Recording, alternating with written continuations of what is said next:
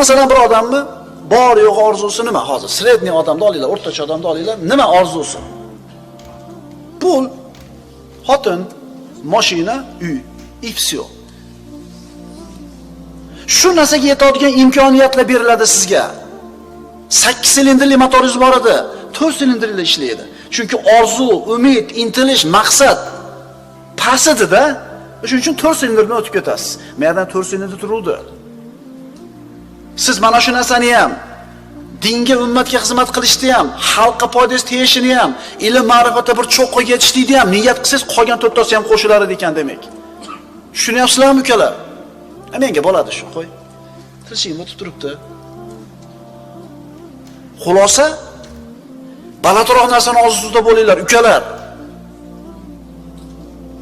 Odamlarning hidoyatini xohlagan kishilarga Alloh azza va jalla aqliy, fikriy va bayoniy imkoniyatlarni beradiki, odamlar ko'rib hayron qoladi. 4 oyda Qur'onni yodlabdi deydi.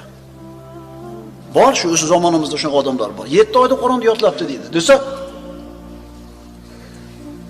seni bolang ham shunaqa bola. Sen ham shu havoda olib yuribsan. Maqsadni kattaroq qo'yda, birodar. Yetasan.